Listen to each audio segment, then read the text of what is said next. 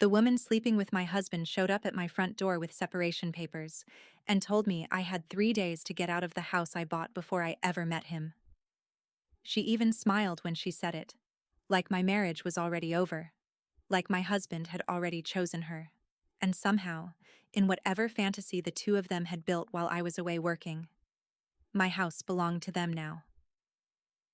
What neither of them knew was that I wasn't going anywhere.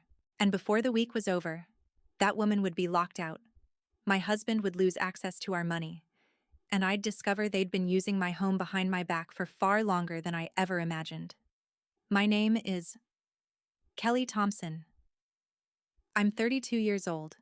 I grew up poor, put myself through trade school, and eventually built one battered service van into a commercial HVAC company with my business partner, Brian Keller. 8 years later, we handled major facilities across several states. That particular night, I returned from Ohio after 9 straight days installing climate control systems in a new medical facility. It was almost 11. My shoulders hurt. My boots were covered in insulation dust. Ryan knew I was coming home. At least, I thought he did. I had barely taken 3 sips of a cold drink when someone started pounding on my front door. Not knocking. Pounding. For half a second, I assumed it was Hector Delgado from next door. Hector was 62, former military, permanently suspicious, and apparently committed to turning our suburban block into his personal intelligence network. Instead, when I opened the door, there was a woman I'd never seen before. Early 30s, expensive tracksuit, perfect hair, manila folder beneath one arm. She looked me up and down. "You must be Kelly." "Who are you?" "Danielle." She held out the folder. "Ryan wants you out by Wednesday." For a moment, I genuinely thought exhaustion had made me misunderstand her. "Ryan? Your husband?" "I know who Ryan is." Her smile tightened. "Then this shouldn't be complicated." I opened the folder. Preliminary separation documents. Ryan's signature. My stomach dropped. Danielle folded her arms. "Ryan and I are together now. He's been unhappy for a long time. We just want to start moving forward without unnecessary drama." "We." That word landed harder than the paperwork. Across the street, Hector was standing on his porch with a coffee mug, openly watching us. I looked back at Danielle. "Anything else?" She blinked. I think she'd expected crying, maybe screaming, maybe bargaining. "You need to be gone by Wednesday." I closed the door, locked it. Through the peephole, Danielle remained there for several seconds. Then Hector's voice carried across the street. "Didn't go how you pictured it, did it?" Danielle snapped something at him and walked toward her car. I called my attorney, my bank, and Brian. I told Brian what had happened. "Business exposure?" "Unknown. I'll have it tighten permissions." "Do it." Then I put alerts on my accounts and froze our joint spending while my attorney reviewed what I could legally protect. Ryan had apparently expected me to panic. Instead, I started closing doors. That night, I barely slept. Not because I feared losing the house. Danielle didn't know something Ryan apparently hadn't bothered explaining. I'd bought the house 3 years before our wedding and paid it off with business profits and inheritance money from my grandfather. The deed contained one name: Kelly Thompson. Wednesday morning, I changed every lock and installed a smart lock system tied directly into my cameras. It should have made me feel safer. Instead, I started noticing things. Utility bills had risen. Food I hadn't bought appeared on receipts. Streaming histories showed programs I'd never watched. Extra dishes appeared in the dishwasher. Then I remembered Danielle saying, "We just want to start moving forward." Not Ryan. We. So I searched her name. Her Instagram led me to TikTok. And there was my kitchen. Danielle stood behind my island using my espresso machine. "Successful mornings start with successful habits," she told the camera. Then I found the video that made my hands go cold. My office. Danielle sat in my ergonomic chair with her feet against the edge of my custom desk. Behind her were my licenses, certifications, and company awards. She leaned toward the camera. "You don't fake success until you make it. You build it piece by piece until the life becomes yours." I stared at the screen. She was right about one thing. I'd built that life piece by piece. 12-hour shifts, frozen rooftops, emergency calls at 2 in the morning, years of putting payroll before vacations. And Danielle had walked into it while I was away and turned it into a backdrop. I started taking screenshots, 6 weeks of videos, always while I was traveling. Then I checked our gym account. Ryan had added Danielle 2 months earlier and listed her as a relative. I canceled her access, changed every password. That evening, my security system alerted me. Danielle was back. She hammered on the door. "Why did you change the locks?" "Because they're my locks. Ryan lives here. Ryan can contact my attorney. This is his house too." "No, it isn't." A pause. Then, "I've been staying here for weeks." I moved closer to the door. "How many weeks?" Silence. Then, "Long enough that you can't just throw me out." There it was. Not embarrassment, not an apology, a strategy.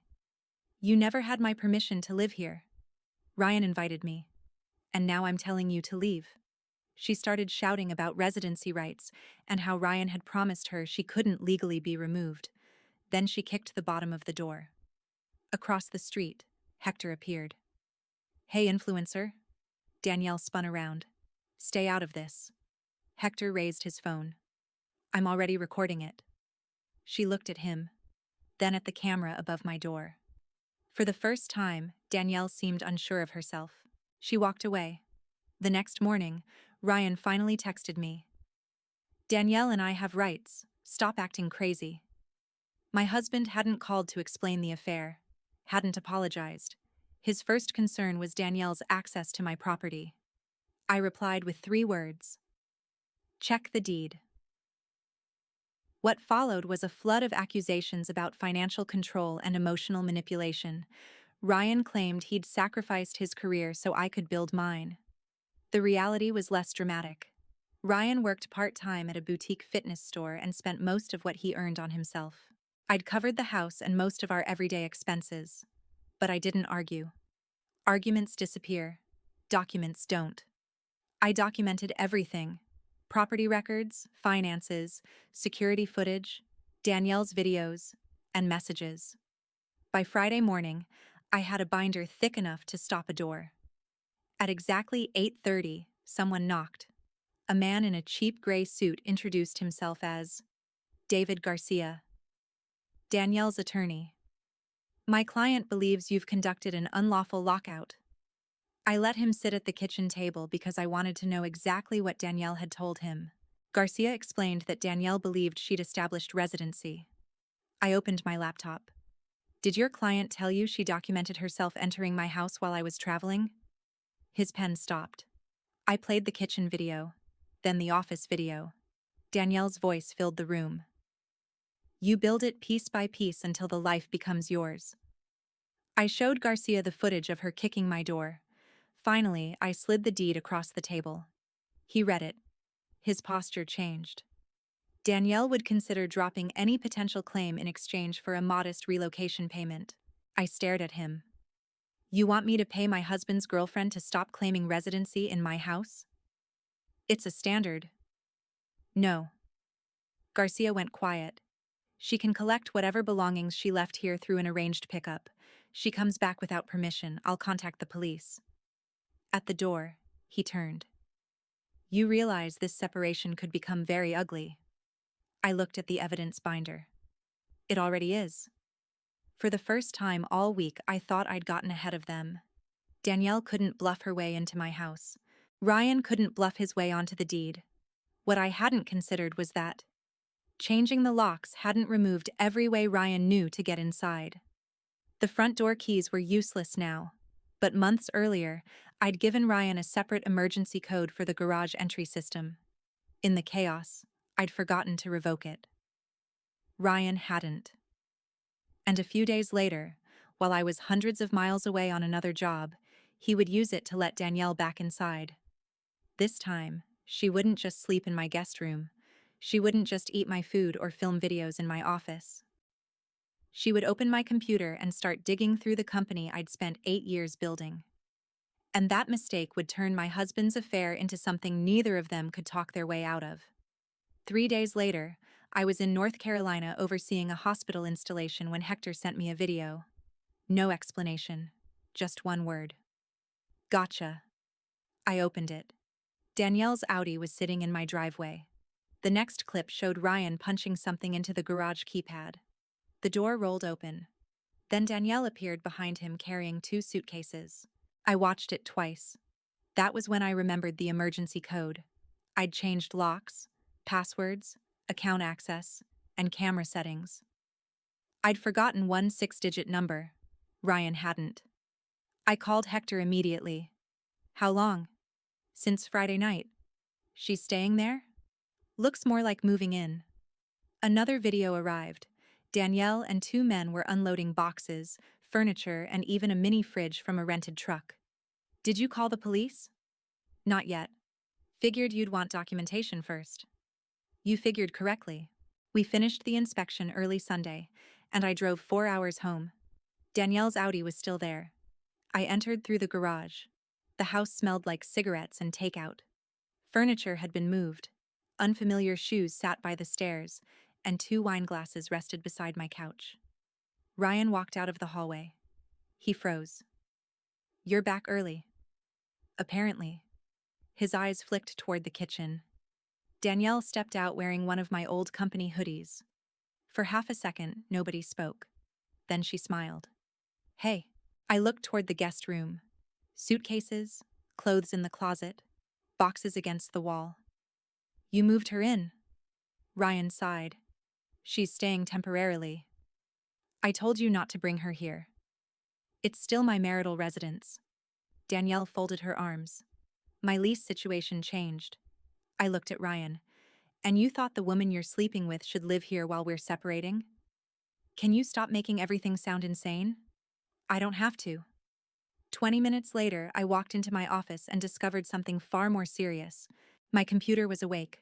At first, I assumed Danielle had been filming again. Then I opened the browser history. Customer Management Portal. Recent access. Billing System. Recent access. Contract Folders. Recent access. Client Database. Recent access. My stomach tightened. Our company worked with hospitals, manufacturers, office complexes, and other facilities where customer records weren't something you casually browsed. I called Brian. What's wrong? Kill my office credentials. Silence. What happened? Someone accessed the company systems from my home computer. Who? Danielle. I'm calling a T. Within minutes, our cybersecurity contractor was locking everything down. Sessions terminated. Passwords reset. Remote tokens revoked. Audit logs preserved. Then I walked back into the kitchen. You accessed my business accounts. Danielle looked up. I checked something. What? Just some files. She glanced at Ryan. Tiny movement. Huge answer. Ryan jumped in. She was trying to help me understand our finances. Our finances? For the separation. My client database isn't our finances. Danielle rolled her eyes. You're overreacting. Did you send anything to Ryan? Her hesitation lasted less than a second. It was enough. I pulled out my phone. I'm calling the police. Ryan stepped toward me. For what? Unauthorized access to my company's systems. Danielle laughed. Nobody's going to care because I clicked around on your computer. I looked at her. Then you have nothing to worry about. The smile disappeared. Officer Bailey arrived about 40 minutes later. I showed him the preserved access logs and explained what had happened. He asked Danielle why she'd been inside the company systems at all. She answered before Ryan could stop her. I was only looking for information that could help Ryan in the divorce. Ryan turned toward her. What? Danielle frowned. You said we needed leverage. I didn't tell you to go through company files. You literally said there had to be something in there. The room went silent. Ryan's face drained. Danielle realized what she'd just said. Too late. I didn't interrupt.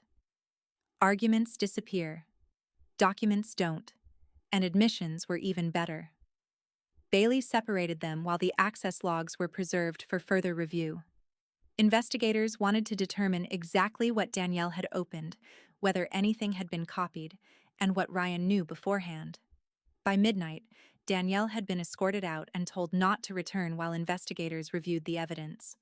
Ryan stood in my kitchen looking like someone had finally realized the floor beneath him wasn't solid. This got out of control. No. He looked at me.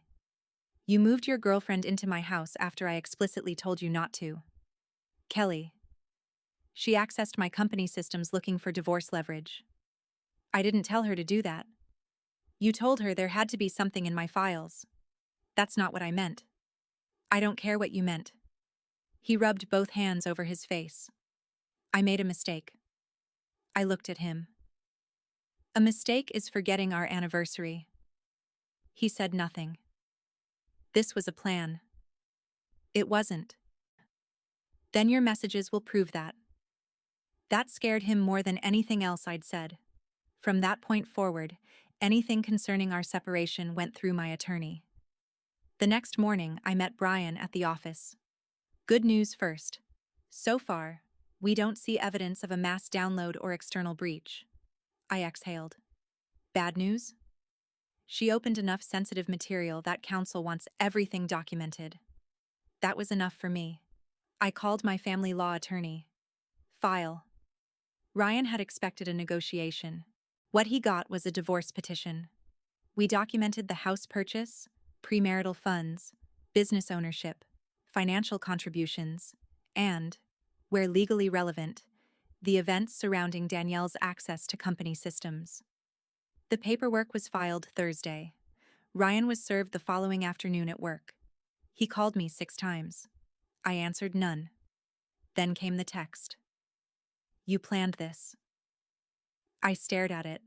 I hadn't planned his affair. I hadn't planned Danielle showing up at my door. And I definitely hadn't planned her opening my computer. But once they showed me what they were willing to do, I stopped reacting. I started preparing. 2 days later, Ryan arrived with his attorney. He wanted half. Half the house. A stake in the company. Retirement assets. Support. His lawyer placed the demand across my kitchen table. My attorney placed our documentation beside it. The deed, business records, inheritance records, account histories. The timeline beginning with Danielle's first visit to my door. None of that meant Ryan automatically walked away with nothing. That was for the lawyers, and eventually a judge, to decide. But his demands were going to have to survive the documents. Ryan looked at the stack, then at me. For the first time since this began, he wasn't angry. He looked afraid, because Danielle had gone into my office searching for leverage against me. Instead, she'd helped create a trail, leading straight back to him. And the next time Ryan and I saw each other, it wouldn't be across my kitchen table. It would be in court. Ryan walked into court asking for half of the life I'd built. He walked out, understanding that asking for something and proving you're entitled to it are two very different things. By then, the investigation into Danielle's access to my company systems had produced something more damaging than anything I could have said about Ryan. Messages. Not one smoking gun. A pattern. Ryan complaining about how much of the house and business was legally tied to me. Danielle asking what they could use against me. Ryan telling her there had to be something in my records that would change the math. His attorney argued that Ryan had never specifically instructed Danielle to access protected company accounts. Mine didn't need to prove that he had. This was divorce court, not Danielle's criminal case. My attorney focused on what we could document. The house had been purchased 3 years before the marriage. My inheritance had helped pay for it. The company existed independently of Ryan. Then came the financial records showing what each of us had contributed during the marriage, and which assets might actually be subject to division. No dramatic speeches, no television-style ambush, just documents. Arguments disappear. Documents don't. Ryan's attorney argued that he'd supported my career by managing more of our home life while I traveled. My attorney didn't dispute that history, but pushed back against turning it into a claim on everything I'd built before him. The judge listened, asked questions, reviewed records, and separated emotional betrayal from actual property law. That mattered. Because I didn't need the court to punish Ryan for cheating. I needed it to determine what belonged to whom. The house remained mine. Ryan didn't receive the ownership stake in my company he'd demanded. Other marital finances were divided according to the records and applicable rules, not according to the 50% fantasy he'd walked in with. His support request went nowhere near what he'd expected. Outside the courthouse, Ryan caught up with me. "Kelly." I kept walking. "Can you stop for 1 second?" I did. He looked exhausted. "This isn't what I wanted." I almost asked which part. Danielle? The separation? My house? Instead, I said, "You sent your girlfriend to my door to tell me when to leave." His jaw tightened. "I know." "Then you moved her into my house and let her believe my company was something she could search for ammunition." He looked away. "I didn't think she'd go that far." "That's the problem, Ryan." He looked back at me.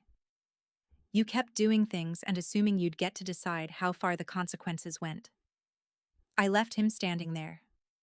Danielle's attorney eventually negotiated her situation. Her online persona collapsed too. Once people realized the house, office, and lifestyle in her videos weren't hers, brands and followers disappeared. Ryan tried rewriting the story online. I never responded. Eventually, even his father called me. "I'm sorry," he said. That was all. It was enough. For the first time in years, my house became quiet. At first, the silence bothered me. Then I realized silence wasn't loneliness. Sometimes it was simply the absence of chaos. Brian and I tightened the company's security procedures and got back to work. 6 months later, we landed one of our largest contracts yet, a pharmaceutical facility in Florida. The kind of job that once would have made me call Ryan. This time, I celebrated with Brian. When I returned from Florida, I expected two things: laundry, sleep. I didn't expect Ryan. He showed up Tuesday evening. No attorney. No Danielle. Just Ryan standing on the same porch where Danielle had once told me to leave. I opened the door, but stayed in the doorway. "What do you want?" "Can we talk?" "We're talking." He swallowed. "I screwed up." I said nothing. "Danielle used me." There it was. Even his apology began with somebody else's fault. "Ryan." I know. I know how that sounds." "Do you?" He looked down. "She made everything feel possible. Like you were holding me back. Like I deserved more. And moving her into my house was your solution?" His face tightened. I was angry. "You were organized." That stopped him. Anger doesn't arrange movers. Anger doesn't remember garage codes. Anger doesn't send your affair partner to the front door carrying separation papers. "I miss us," he said. I looked at him.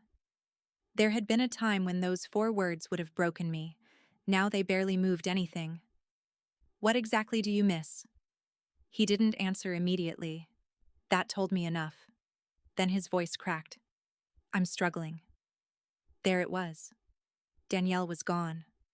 The life he'd imagined replacing ours with had disappeared. "I can't keep up," he said. "I thought I'd be okay." "And?" "I need help." I looked at him. "You didn't come here because you miss me." "That's not true. You came because your new life is expensive. Kelly, please." "I loved you." His eyes filled. "I know." "No. You knew I was useful." He flinched. I didn't raise my voice. Months earlier, I'd imagined what I would say if Ryan ever came crawling back. In my imagination, I destroyed him. Standing there in reality, I didn't want to. I just wanted him gone. "You chose Danielle," I said. "Then you chose the plan you built with her. You don't get to choose me again because it failed." "I'll do anything." "We're divorced." "We could start over." "No." One word. The same answer I'd given Danielle's attorney. Ryan started crying. I'm drowning. I looked at the man I'd once expected to grow old beside. For a second, I felt sorry for him. That didn't mean I wanted him back. Then learn to swim. He stared at me. I stepped backward. Don't come here again.